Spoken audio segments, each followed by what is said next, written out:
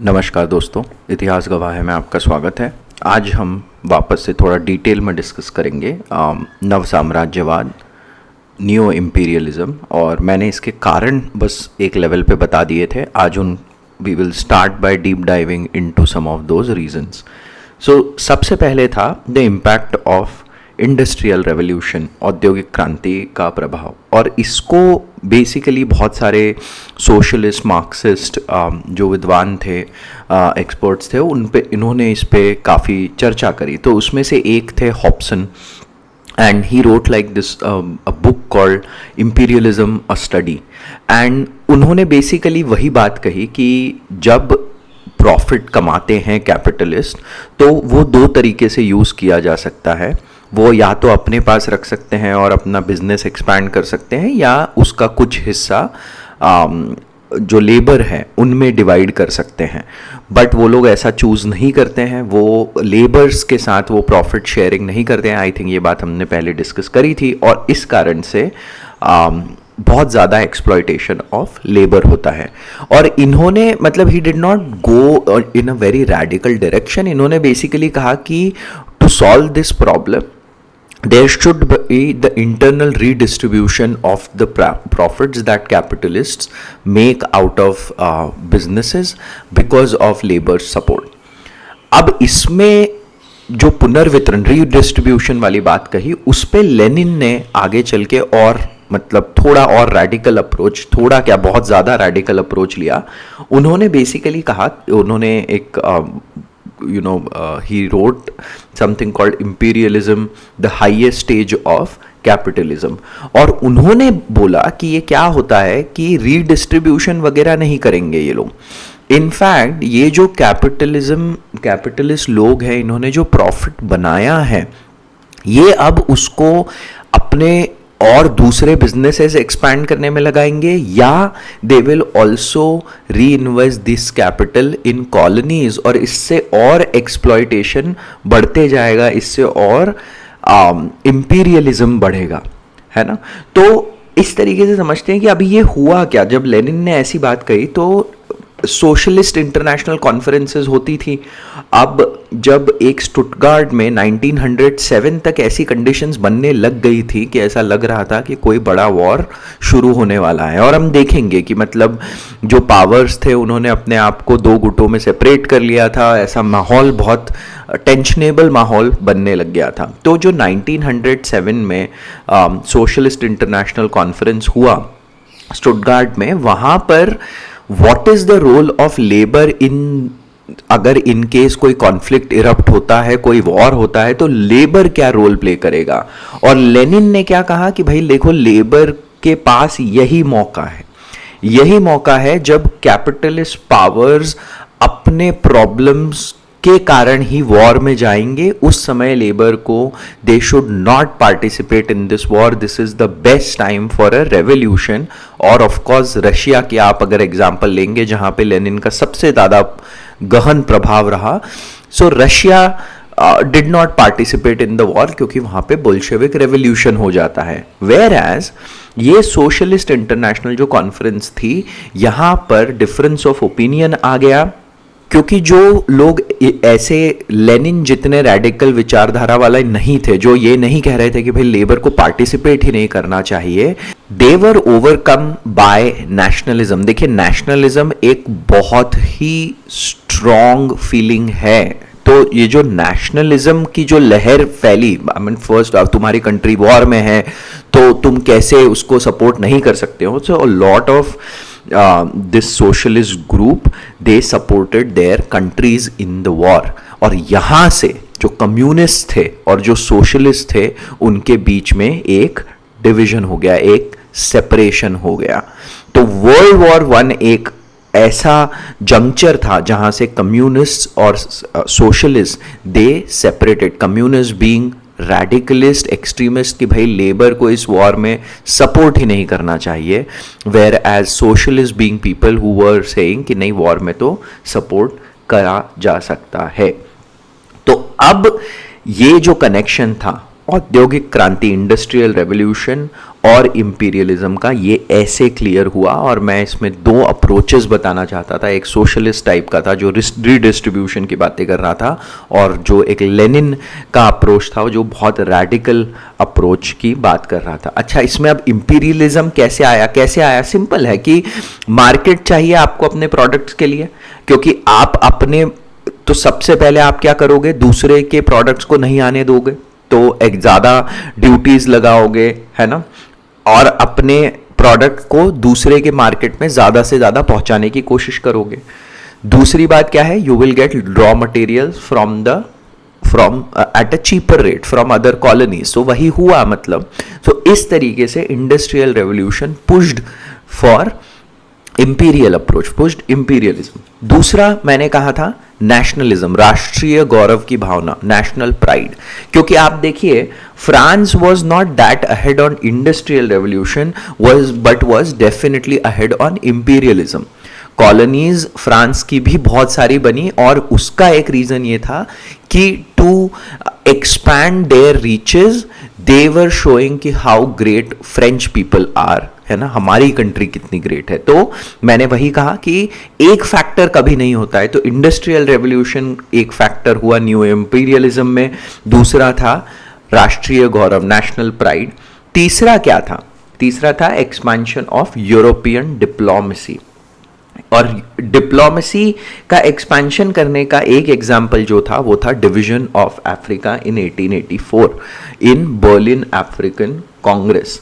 और इसमें सारे अफ्रीका का डिवीजन हो गया बिटवीन यूरोपियन पावर्स, ठीक है। इसको बिस्मार्क ने इस कांग्रेस को हेड किया था, और उनका बेसिकली कहना ये था कि भाई, मतलब एक सोच उनकी ये थी कि फ्रांस को एक बहुत बड़ा सा पार्ट मिल जाएगा अफ्रीका का, which was north west Africa, और फ्रांस को वहीं एंगेज रखते हैं सो that you know Germany could become the main power in Europe. But इससे क्या हुआ, अफ्रीका का एक डिवीजन हो गया। तो मेरा कहने का मतलब है, जो कुछ यूरोप में हो रहा था, अब आप देखेंगे सारी जगह पर वो डिप्लोमेसी एक्सटेंड होगी। हमारे वहां पे भी जो कर्नाटिक वॉर्स थे इंडिया में, that was nothing but extension of the war to Austrian succession. वही वॉर था जो कर्नाटक में एक थिएटर में एक्सटेंड हो रहा था, वही कनाडा में भी वही लड़ाई चली।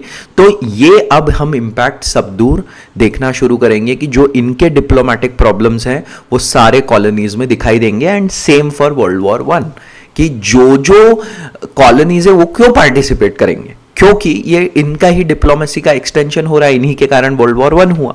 तो ये एक चीज हम देखेंगे as a part of one of the reasons for neo imperialism।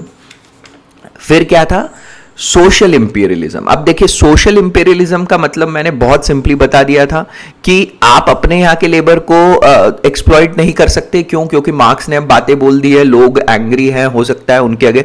So capitalism adopted to that whole situation and they said कि अच्छा ठीक है, कॉलोनीज को, दूसरी कॉलोनीज को जाके एक्सप्लॉइट करते हैं। तो इस तरीके से इसको हम सामाजिक साम्राज्यवाद, जो दूसरी के एक्सप्लॉइटेशन को, we can call it social imperialism, and that also became a big reason behind new imperialism. 1870 के बाद जो चेंज हुआ इंपीरियलिज्म का फेस, वो ये था। And finally the role of Christian missionaries, जो मैंने कहा ये वैनगार्ड ऑफ इंपीरियलिज्म कहा जाता है, because wherever imperialism spread they established churches and schools and hospitals and lot of these things so that they could show it as a benevolent face। मतलब कि ये हीथन पॉपुलेशन है, इनको तो कुछ पता ही नहीं है, हम इनका उद्धार कर रहे हैं, ठीक है। अब आते हैं डिवीजन ऑफ अफ्रीका पे। देखिए, डिवीजन ऑफ अफ्रीका के पहले मैंने आपको जैसे एक बताया था कि अफ्रीका में इनलैंड नहीं जा पा रहे थे European powers for two reasons. एक तो इन्होंने क्या करा था, अपने ही हथियार अफ्रीका में बेच दिए थे, तो मस्केट्स बेच दिए थे, तो अब ट्राइब्स के पास भी मस्केट्स आ गए थे। तो दो चीजें हुई, एक तो क्विनाइन की डिस्कवरी हुई जिससे मलेरिया को आप यू कैन कॉन्कर दैट। तो इस कारण से अब ये लोग इनलैंड जा पाए। दूसरा था इन्वेंशन ऑफ मशीन गन, क्योंकि अब मस्केट्स वाले ट्राइबल लोग हैं, उनको अगर कॉन्कर करना है तो मशीन गन काम आई। और फिर क्या हुआ, palm oil, platinum, gold, rubber, ये सब रिसोर्सेज मिले, ठीक है, और of course need for raw material तो था ही। तो यहां से फिर अफ्रीका का डिवीजन हुआ और बर्लिन अफ्रीकन कांग्रेस में, जहां पे किसी भी अफ्रीकन नेशन का उस कांग्रेस में रिप्रेजेंटेशन नहीं था, मतलब ऑटोमन एम्पायर और यूनाइटेड स्टेट्स ऑफ अमेरिका का भी रिप्रेजेंटेशन था, बट अफ्रीकन नेशन, जो अफ्रीकन ट्राइब्स थे जो खुद डिवाइड होने वाले थे, उनका कोई रिप्रेजेंटेशन नहीं था इस 1884 की कांग्रेस में। तो आप देख रहे हैं कि यूरोप पूरे अब वर्ल्ड को सिर्फ अपना ही सेंटर, नहीं, अपने आप को सेंटर बना के सब कुछ सोच रहा है। इसका बहुत बड़ा पॉलिटिकल इंपैक्ट अफ्रीका में यह हुआ कि देखिए, Africa was about tribal societies, और tribal societies were then divided by national boundaries. और रिमेंबर, नेशनल बाउंड्रीज का कॉन्सेप्ट ट्रीटी ऑफ वेस्टफैलिया में आया था 1648, ठीक है। तो वो कॉन्सेप्ट फिर से यहां पर लगा दिया गया और पूरे अफ्रीका को नेशनल बाउंड्रीज में डिवाइड कर दिया गया। लिटरली ऐसा लगेगा, देखेंगे आप तो, कि कॉन्टिनेंट को रखा और उस पर बस लंबी लंबी स्ट्रेट लाइंस खींच दी, बस ऐसा ही डिवीजन है दिखेगा आपको। और इससे क्या हुआ कि बहुत बार ऐसा हुआ कि जो वॉरिंग ट्राइब्स है, जो ट्राइब्स लड़ती हैं आपस में, जिनकी एनिमोसिटी होती है, वो एक सेम नेशनल बाउंड्रीज में आ गए, कंटेन हो गए। तो वहां पे बहुत ज्यादा सिविल वॉर सिचुएशंस इरप्ट होने लगी और जो फ्रेंडली ट्राइब्स थे वो 2 या 3 नेशंस में डिवाइड हो गए। सोच रहे हैं आप कितना बड़ा, कितनी मतलब बड़ी प्रॉब्लम खड़ी करके चले गए। और मतलब यही लोग बाद में आके चल के यहाँ पे चैरिटीज चलाएंगे और वेलफेयर करेंगे, but at the same time ये समझना जरूरी कि ये प्रॉब्लम कब क्रिएट किया गया। सब जगह आप देखेंगे अफ्रीका में, जहां जहां सिविल वॉर इरप्ट हो रहा है, वहां आपको इस तरीके की प्रॉब्लम दिखाई देगी। दूसरा क्या था, इकोनॉमिक इम्पैक्ट। सो ये तो पॉलिटिकल इंपैक्ट हुआ, दूसरा था इकोनॉमिक इंपैक्ट। इकोनॉमिक इंपैक्ट क्या है कि एक जोन वो बना दिया गया हर कंट्री में जो थोड़ा प्रोग्रेसिव जोन था, जहां पे अफ्रीकन देशों से ये लोग रिसोर्सेज बटोर रहे थे, तो वहां पे उनको डेवलपमेंट करवाना था, रेलवेज, कम्युनिकेशन वगैरह। और एक जोन है जहां पे बिल्कुल आपको कोई डेवलपमेंट नहीं दिखेगा इन द सेम कंट्री। तो ये इतना बड़ा इकोनॉमिक इंपैक्ट है कि उस जोन के लोग, जहां कोई डेवलपमेंट नहीं था, वो बहुत पीछे रह गए सेम कंट्री में। सोच रहे हैं आप? तो ये थे पॉलिटिकल और इकोनॉमिक इंपैक्ट। अब आते हैं हम 19th सेंचुरी ग्लोबलाइजेशन पे। ग्लोबलाइजेशन देखिए हर सेंचुरीज में हुआ है, हर सेंचुरी मतलब हर समय, हर टाइम पीरियड में आपको दिखाई देगा इन डिफरेंट फॉर्म्स। तो इस समय के ग्लोबलाइजेशन में क्या बहुत बड़ा रोल प्ले करा और कैसे उसने न्यू इंपीरियलिज्म को पुश करा। तो सबसे पहले exchange of goods and food. देखिए, इंक्रीज इन पॉपुलेशन पे फोकस किया जाए, अगर यूरोप का पॉपुलेशन इंक्रीज हुआ 18th सेंचुरी में, तो इनको बहुत सारा फूड प्रोडक्शन का जरूरत था। तो देन इन्होंने क्या करा, Asia, Africa, America and Australia, यहां से फूड प्रोडक्शन पे फोकस किया, ठीक है। Then rate of industrialisation increase, तो भाई इनको रॉ मटेरियल्स चाहिए थे, तो अपने कॉलोनीज से इन्होंने रॉ मटेरियल्स को एक्सपोर्ट करना शुरू करा। दूसरा, कैपिटल एक्सचेंज, माल के आने जाने के लिए development of ports and railways and finding cheap labour in colonies and sending them those that labour to some different places, अपने घरों से बहुत दूर, ठीक है। फिर डेवलपमेंट ऑफ न्यू टेक्नोलॉजीज, इससे भी फिर न्यू इंपीरियलिज्म फैला। कैसे, रेलवे, स्टीम वेसल्स, 1869 में सुएज कैनाल बना दी गई, फिर टेलीग्राम का इन्वेंशन हुआ। And then massive population exchange, 50 million Europeans traveled for work and leisure in these colonies across the world. Slave trade को खत्म कर दिया गया इन 1883, क्योंकि अगेन जैसे ही लिबरल आइडियाज इन सारे यूरोपियन कंट्रीज में आने लगे, तो अपने आप ही बहुत शार्प क्रिटिसिज्म हुआ स्लेव ट्रेड का। कर ये ही लोग रहे हैं अब, ये बहुत मतलब इतना समझने लायक बात है कि इन्होंने ही शुरू करा, इन्होंने ही क्रिटिसाइज करा, उन्होंने ही खत्म किया और फिर उसकी जगह ले आए इंडेंचर्ड लेबर, मतलब उनसे कॉन्ट्रैक्ट साइन करवाते थे और उनको शुगर प्लांटेशंस और माइनिंग एरियाज में भेज देते थे और वो कॉन्ट्रैक्ट साइन करके पूरा उन लोगों को वहां से मूव कर दिया जाता था उनकी फैमिली सहित। तो ये मतलब एक फॉर्म ऑफ स्लेवरी खत्म कर दिया और उसके बाद इंडेंजर्ड लेबर ले आए जो कि कॉन्ट्रैक्ट पे रहते थे। ठीक है, अब दूसरी बात क्या है, ये लेबर क्यों मिल रहा था? क्योंकि कॉलोनीज तो इंडस्ट्रियल रेवोल्यूशन का हिस्सा बन ही नहीं पाई थी, तो उनके जो ट्रेडिशनल बिजनेस थे वो डिस्ट्रॉय हो गए। इंडिया का इज द बेस्ट एग्जांपल। तो वहां पे मैसिव अनएम्प्लॉयमेंट क्रिएट हुआ, तो भाई लोग मजबूरी के कारण तैयार हो गए लेबर बन के कहीं और जाने के लिए। सोच रहे हैं आप? तो ये मतलब it's such a vicious cycle. इन लोगों मतलब यूरोपियन इंडस्ट्रियल रेवोल्यूशन को फ्यूल करने के लिए सब ने उसका प्राइस पे करा, सारे कॉन्टिनेंट्स ने उसका प्राइस पे करा। ठीक है, और अब इसमें हम दो और जगहों को और अच्छे से समझते हैं। जैसे इंडोनेशिया में एक डच कल्चर सिस्टम लाया गया, और डच कल्चर सिस्टम में क्या था कि all farmers had to only grow coffee and sugar, बस। और वो कॉफी एंड शुगर ये लोग रेवेन्यू की तरह ले लेते थे उन फार्मर्स से और उसको प्रोसेस करके वापस भेज देते थे यूरोप में। ठीक है, और फिर जब इसका बहुत क्रिटिसिज्म हुआ है, मतलब this is akin to slavery, right, this is akin to slavery, तो इन्होंने उसको थोड़ा अपग्रेड कर दिया और उसको कॉल करने लग गए डच एथिकल सिस्टम। अब एथिकल सिस्टम मतलब क्या कि उसमें थोड़ा सा कुछ फार्मर्स को दे दिया जाता था, थोड़ा सा। ठीक है, तो उसको सडनली एथिकल सिस्टम कहने लग गए। ठीक है, तो ये इंडोनेशिया में हुआ। साउथ अफ्रीका में क्या हुआ? साउथ अफ्रीका में पहले डच लोगों ने उस पर अधिकार जमाया और उसके बाद इंग्लिश आए, ब्रिटिश लोग आए, उन्होंने देखा कि अरे यहाँ पे तो डच लोगों का अधिकार है, तो उन्होंने साउथ अफ्रीका का जो नीचे वाला सदर्न पार्ट है जिसको केप कहा जाता है साउथ अफ्रीका में, उससे इन्होंने खदेड़ना शुरू करा डच लोगों को। तो इसी कारण से आगे चल के डच लोग थोड़ा और नॉर्थ साइड में जाकर सेटल हो गए, बट वहां पे फिर और मतलब प्लैटिनम और इस तरीके के संसाधनों की खोज हुई, रिसोर्सेज मिले, तो फिर इंग्लिश लोगों ने इनको और खदेड़ा और आगे पुश करने की कोशिश करी, और इसी कारण से बोर वॉर हुआ वहां पे 1899 में।